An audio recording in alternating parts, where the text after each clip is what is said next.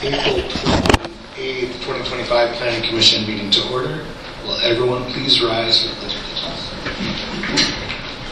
I pledge allegiance to the flag of the United States of America and to the republic for which it stands, one nation, under God, indivisible, with liberty and justice for all. Thank you, everyone. All right. First item on the agenda tonight is the approval of the agenda. Do you have any requests for changes to the agenda this evening? So moved. All right. Do I have a second to approve the agenda? Second. All those in favor of approving the agenda say aye. Aye. So it's approved. Approval of minutes from the meeting way back in February 24th, 2025. Any concerns about the minutes or requests for edits or changes? I'm not seeing any. Entertaining motion to approve the meeting minutes. Motion to approve the meeting minutes. All right. Do I have a second? Second. All those in favor of approving the minutes say aye. Aye. Opposed? Minutes are approved. All right. This evening we have one public hearing. This is Akhtar Peterson variance BOA 2025-037887 Shamrock Trail. This is a request for approval for variance to allow a 100-foot shoreline setback for Mitchell Lake for an addition to a single-family home where 150 feet is required. Will the proponent of the project please come forward? Good evening. Thanks for your patience tonight. If you could state your name for the record and tell us about your request, please.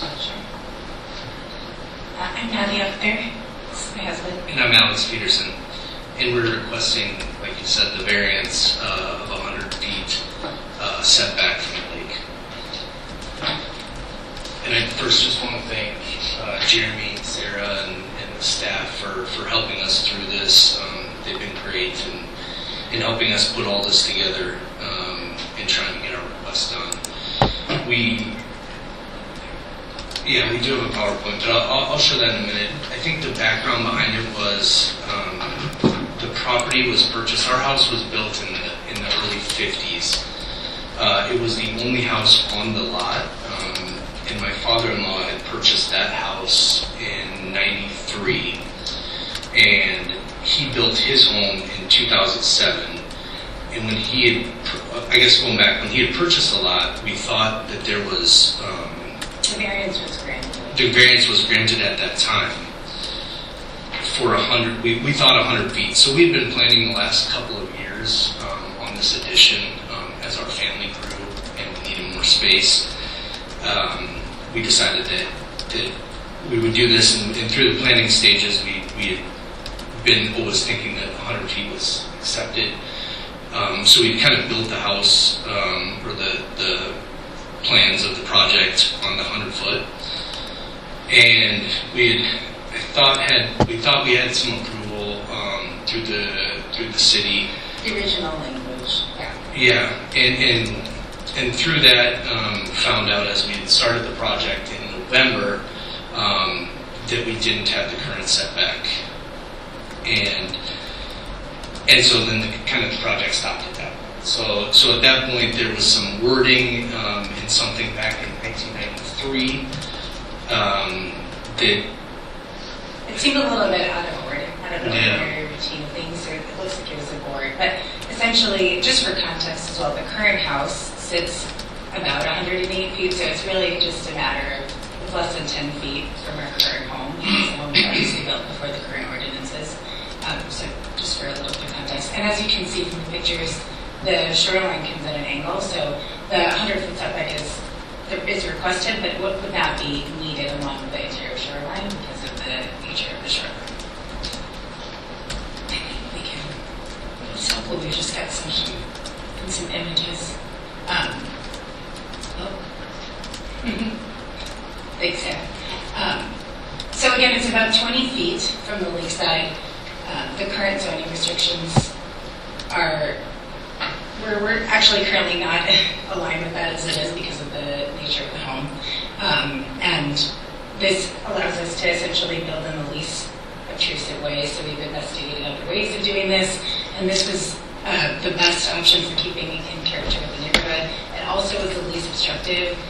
The property was at an angle pretty severely from the back.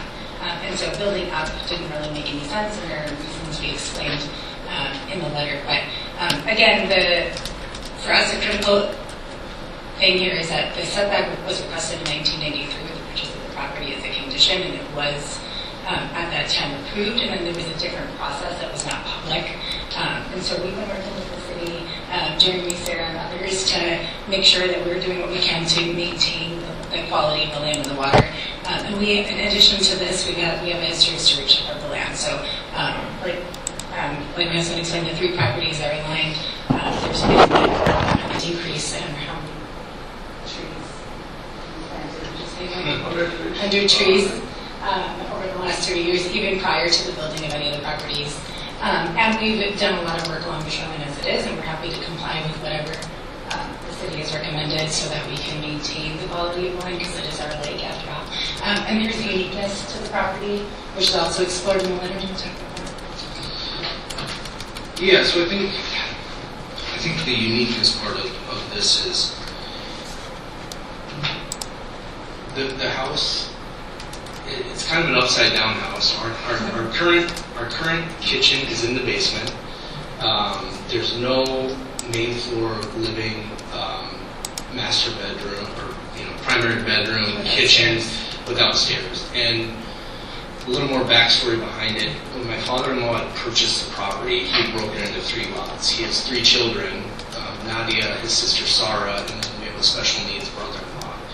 And I think the idea back in '93 was someday everyone moved back to Minnesota, and we all wanted to live so we could kind of take care of her brother, who has needs. So also within planning this house, as my in-laws are getting older, we wanted to have some accessibility for her brother.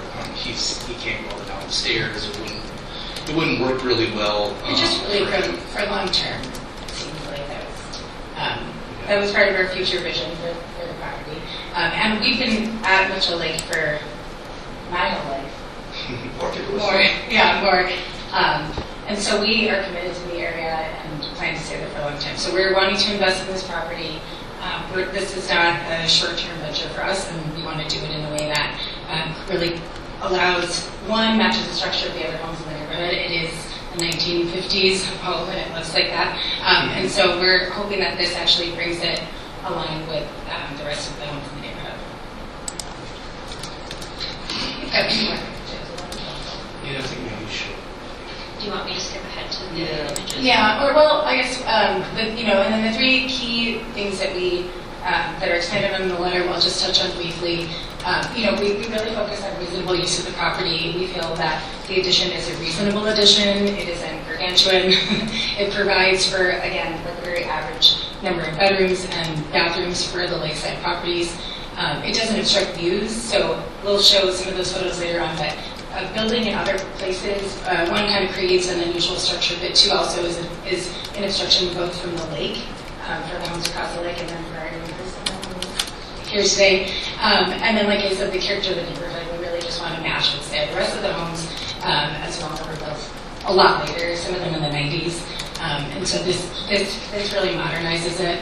And then practical difficulty, like we talked about, being in the front of the home, there are utilities. We share space with our neighbors, and then we also have a shared driveway, so we kind of explored all of that. And actually, in front of the home is the public trail, and that's where the 100-plus arborvitaes have been planted over the years.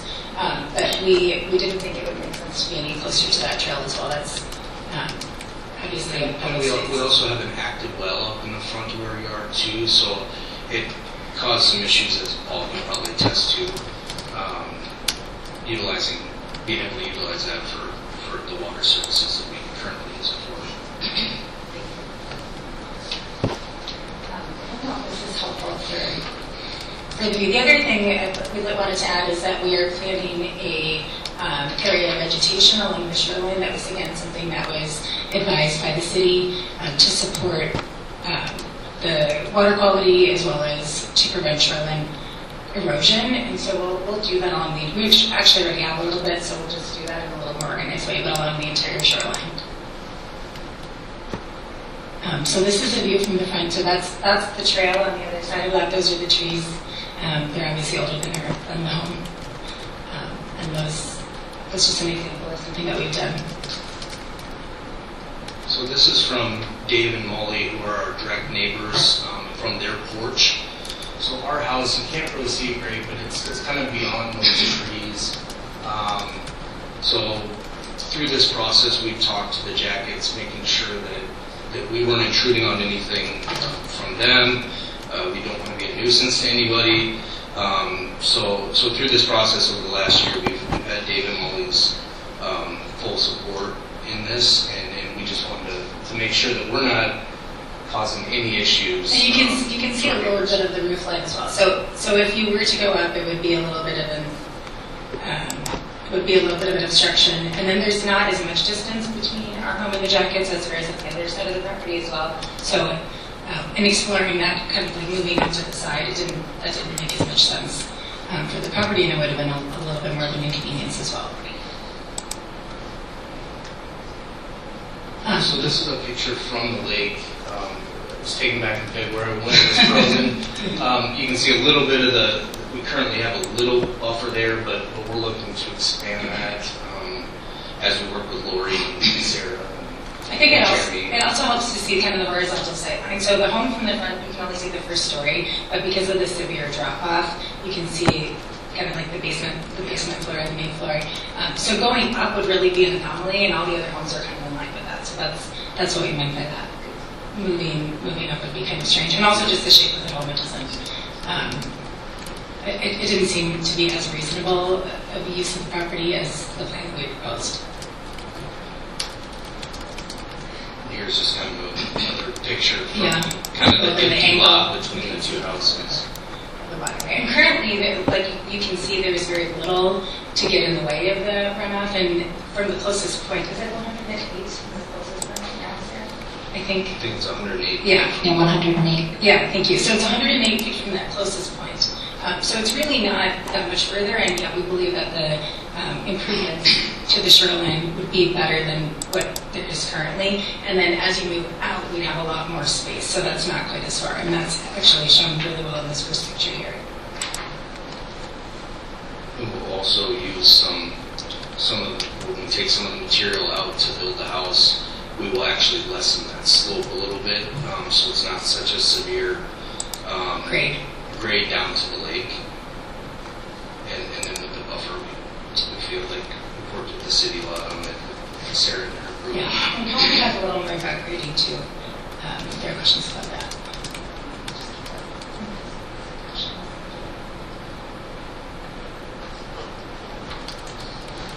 Thank you for your presentation. Any initial questions? Okay. Thank you. We'll go to the city for their report. Thank you. Thank you. Appreciate it. Oh, we take us through their city report, please? Yes, thank you, Chair and Commissioners. So as Nadia and Alex described, their variance request is for a 100-foot setback from the ordinary high water level on Mitchell Lake. The current setback of the house is 108 feet. That house was built in the 1950s and predates all of the shoreland ordinances.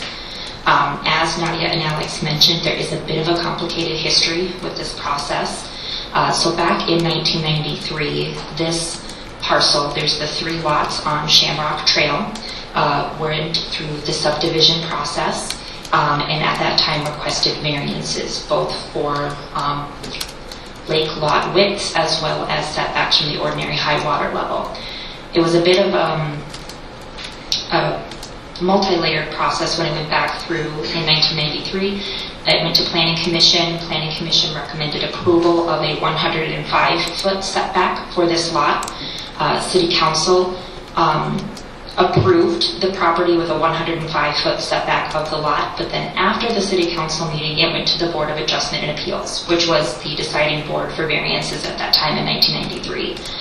And the board did not grant that 105-foot variance. They, for this house at 7887 Shamrock, said that the permitted setback is all existing points along the existing structure, which is not how we typically write setback variances today. When we write a setback variance, we say that setback is 100 feet from this point or 150 feet from this point.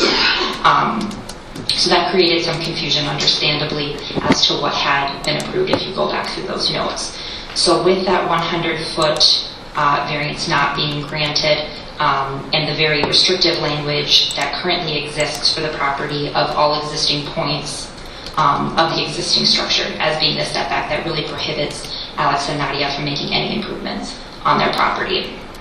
So that's one of the pieces that we're looking at here tonight, as well as that setback from the ordinary high water level of 100 feet. So when we're looking at variance criteria, we're looking for a number of items to make sure it's consistent with our comprehensive plan and our city ordinance. Staff feels that this proposed variance is consistent with the comprehensive plan, as the setback itself is not that much larger from today's current standards, and the addition of the vegetated buffer and that additional plantings will help improve the water quality, which is part of our comprehensive plan, is looking to improve water quality within our lakes. Staff also feels that this variance is consistent with the intent and purpose of the shoreline ordinance. Again, the existing setback is 108 feet and the new setback request is 100 feet. To the general viewer, they're not going to notice a 108 versus 100 foot difference as they're out on the lake enjoying the water. And one of the balances with the shoreline ordinance is to protect natural resources while also providing opportunity for residential and commercial development. So allowing this modest additional encroachment into the ordinary high water level seems to strike that balance well of protecting Mitchell Lake, as well as allowing for some residential reinvestment in the area. As Nadia and Alex also mentioned, their desire is to bring this house into the character of the neighborhood. The rest of the western shores of Mitchell Lake developed in the mid to late 1990s. Their house being built in 1950 does stick out a little bit in terms of that age. And in terms of other setbacks on the lake, there's been other houses and developments on the east shores of Mitchell Lake that were built prior to the shoreline ordinance. So having this particular house encroach into that ordinary high water level setback is not atypical of the lake. There's other properties that predate the shoreline ordinance, and the setback request is not out of line with what that average setback is for all of those houses that both predate the shoreline ordinance and were developed after the shoreline ordinance. So it'll fit in with the neighborhood character that we already see out on Mitchell Lake. It's a reasonable use of the property. It's a current single-family home. They're planning to continue to use it as a single-family home and to make it function better for their family. And there is some practical difficulties with this lot. Putting aside the difficulty of the wording and the prohibitiveness of that current wording for that setback, there is a bit of an inlet on Mitchell Lake that impacts all of the houses on Shamrock Trail, where the shoreline does come in quite a bit from other areas on the shoreline. And so having a 150-foot setback along that inlet is very constrictive in that area. And it's not, Mitchell Lake has a relatively uniform shoreline with the exception of a couple of inlets, this being one of those inlets. So with all of that in mind, staff feels that the proposed addition and improvements and encroachment into the setback are consistent with the comprehensive plan and with the purpose and intent of the shoreline ordinance. And staff tonight is recommending approval of the variance request for a 100-foot setback from the ordinary high water level with the conditions as outlined here in the staff report in front of you tonight. So tonight, the Planning Commission has the options to either approve the variance as it is with the conditions as outlined in the April 28th staff report, or to deny the variance request. Thank you. Any questions for this? I just have a question. Yeah. So I noticed that we didn't get a response from the watershed district. If we decide or we move forward and the watershed district comes back later with comments, could that impact the permit that's being requested? Thank you, Mr. Taylor, for that question. My understanding is if the watershed district would have issues with the development, they would work within their own permitting process for any potential land alteration that may happen on the property and work through that process. Thank you. Mr. Chair, if I could supplement that a little bit. The watershed district, we're just asking for comment based on their impact from the variance perspective. They don't have any approval authority on any waivers or variances that we provide, just comment. And as Sarah mentioned, they do have a permitting process themselves, so that's how they would enact any changes to the plan if they had any. But we're confident moving forward that we've addressed most of what we'd expect to see from a watershed district comment. Any questions for the city? Mr. Chair? Commissioner Park? Yeah, Sarah, could you or someone elaborate a little bit on the design of the vegetative buffer itself? The applicant seemed to agree to that, but it wasn't part of the application package. And so who's going to be responsible for the design? What are the goals of that? And who kind of provides that, installs that, manages that? Thank you, Mr. Farr. So the vegetative management plan, or the applicants will provide a plan for that buffer. They will work along with city staff, potentially working with a contractor who specializes in landscaping and vegetation to present a vegetation management plan. That is an application for installing native vegetations like this that is run through our engineering department.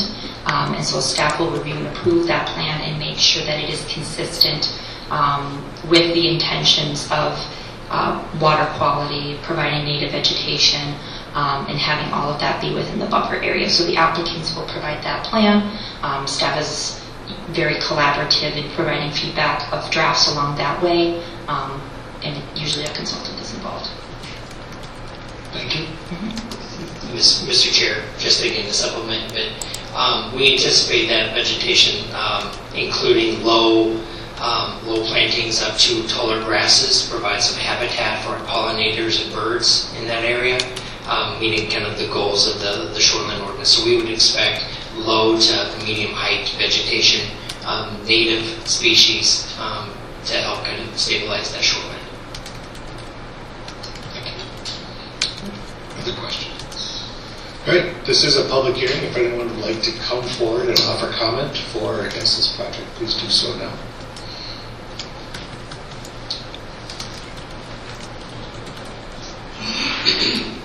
Good evening. If you could state your name for the record. Hi, thanks. My name is Chris Bedke. I just want to take an opportunity to get in front of you, and first of all, thank you for allowing a great family here to stand up in front of you and go through their plans. I am not on the lake, but I'm directly across the road from them, and you can maybe consider me as a character witness coming forward today, as just to highlight the fact that this family is really a huge asset to the neighborhood. I can go through a number of examples, but I just want to reiterate and maybe get on record, and obviously I'm a little bit biased, but just highlight that this is the type of family that I think any very would want to invest in. In the winter, Alex, you saw the driveway. Alex snuggles that, but he snuggles everybody's driveway. Anyone needs help, he's the first one there. Nadia is the first one to ask if she can help in any way possible. And I just bring this up just again to reiterate the fact that this is a family that is not looking to take a property and turn it into an investment property and quickly flip it or anything. This is someone, or these are two people that want to invest with their family and the community. So I appreciate you allowing me to take this time to share that. Thank you. Thank you. Would anyone else like to come forward? Good evening. You can state your name for the record, please. Yeah, Paul Bookstrom. Well, Thomas Design, with the owners on the design of the property. Been working with the staff. They've been just unbelievably helpful. We're definitely going to be responsible with the water runoff. That's why we're working with staff. Excuse me. with Lori and everybody with the staff. And what we're excited to do is take care of existing problems with all the runoff right now, because a lot of it's just going right to the lake. Excuse me. That wouldn't happen with the rain.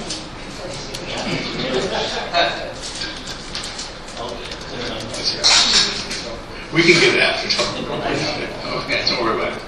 So You anyhow. can take one home. Yeah, take them all. But right now, there's just a lot of runoff right to the lake, and we're going to take care of the water runoff from also the driveway. It comes around, and there's a pipe, and it just goes right down the shoreline. And we're going to abandon that and slow the water down and build the driveway up a little bit with addition out the front, because we're doing a garage up to the front of the property, which might be the rear, depends on.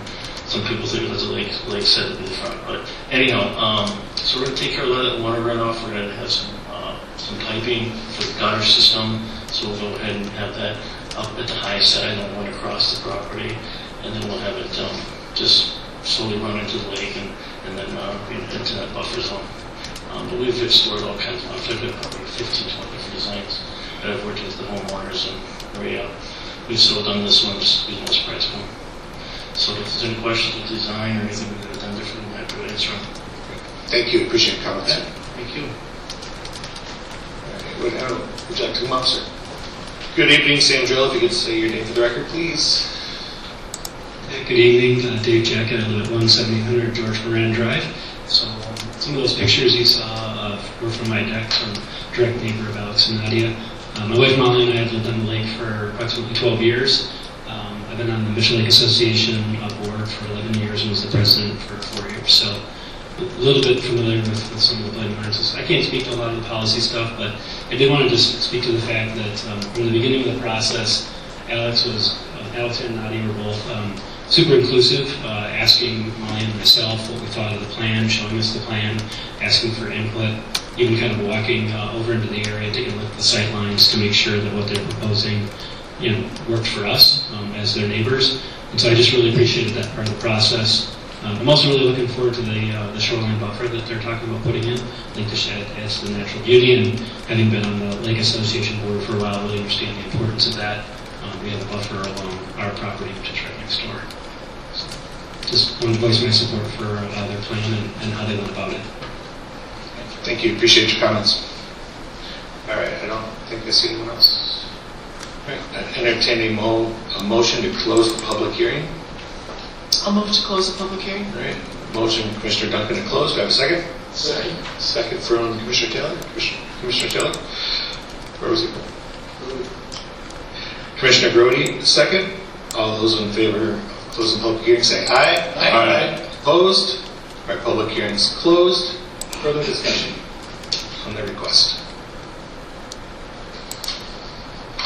I'll just say that I think the improvement of the shoreline and the buffer zone outweigh any issues that might the 8 additional feet closer to the inlet might cause support the project. I'll second that. I think it's a reasonable and responsible approach to doing something, and I think it's within the reasonable use of the property and other properties on the lake, so I support it. Comments? Discussion on this. I think it's a great project. I also concur with Chair. Just looking at the aerials of the lake, all the way around the lake, it seems like most all other properties do have some significant vegetation between the home and the lake. And these lots are more naked, if you will. And so I think this will help tremendously. I think staff was spot on by recommending the vegetated buffer zone, and I think that would go a long way. All right. Well, would anyone like to make a motion this evening?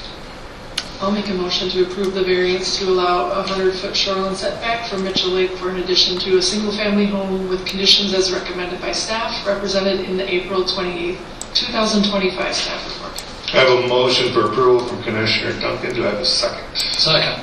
Second from Commissioner Kirk. All those in favor say aye. Aye. Opposed? Would anyone like to abstain? All right. All right, you're moving forward, and I must have made you scared that the broadcast is not working. That's going to be 1993 confusion again, but I will sign this, so you'll have it, and there's recording, so. But nice job and nice presentation. Thanks for the way like neighbors mentioned that you're inclusive. I think that was really smart to reach out to everyone, and so good luck. Very nice of you. All right, planners reports this evening. Mr. Chair, we have no report tonight. All right. Any members' reports this evening? All right, can I take a motion to adjourn the meeting? Motion to adjourn. All right, do I have a second? Second. All those in favor say aye. Aye. Opposed? All right, meeting's adjourned. Thanks, everyone.